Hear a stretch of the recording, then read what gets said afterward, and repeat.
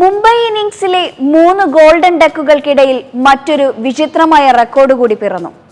IPLന്റെ ചരിത്രത്തിൽ ഏറ്റവും കൂടുതൽ തവണ ഡെക്കാകുന്ന താരമെന്ന റെക്കോർഡ് ഇനി രോഹിത് ശർമ്മയ്ക്ക് കൂടി അവകാശപ്പെട്ടതാണ്. ദിനേശ് കാർത്തികിനൊപ്പമാണ് രോഹിത് ഈ റെക്കോർഡ് പങ്കിടുക.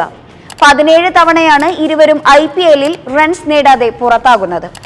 IPLൽ ഏറ്റവും കൂടുതൽ മത്സരങ്ങൾ കളിച്ചിട്ടുള്ള താരങ്ങളിൽ ആദ്യ 2-3 സ്ഥാനങ്ങളിലും ഇവർ ഇരുവരും തന്നെയാണുള്ളത്. രോഹിത് 246 മത്സരങ്ങൾ കളിച്ചപ്പോൾ കാർത്തിക് 245 മത്സരങ്ങൾക്കാണ് പാഡ് അണിഞ്ഞത്.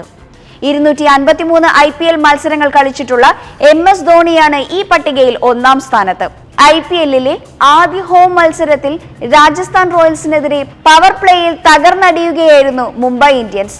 ക്യാപ്റ്റനില്ലാതെ ആദ്യമായി ഹോം ഗ്രൗണ്ടിൽ ഇറങ്ങിയ മുൻ നായകൻ രോഹിത് ശർമ്മ ഗോൾഡൻ ഡെക്കായപ്പോൾ ഇഷാൻ കിഷൻ, നമൻ ധീർ, ഡെവാൾ ബ്രേവിസ് എന്നിവരുടെ വിക്കറ്റുകളും പവർ പ്ലേയിൽ മുംബൈക്ക് നഷ്ടമാവുകയായിരുന്നു. ഒടുവിൽ ഏറ്റവും കൂടുതൽ 0 നേടുന്ന താരമെന്ന റെക്കോർഡും വഹിച്ചുകൊണ്ട് ക്രിക്കറ്റിന്റെ ഹിറ്റ്മാൻ കളം വിടുകയായിരുന്നു. 200 IPL മത്സരങ്ങൾ എന്ന പടവിലേക്ക് ഈ മത്സരത്തോടുകൂടി മറ്റൊരു താരം കൂടി ചുവടുവെച്ചു. രാജസ്ഥാൻ റോയൽസ് താരം രവിചന്ദ്ര അശ്വിനാണ് പുതിയ നാഴികക്കല്ല് പിന്നിട്ടത്. ഈ നേട്ടത്തിലെത്തുന്ന 9ാമത്തെ താരമാണ് അശ്വിൻ.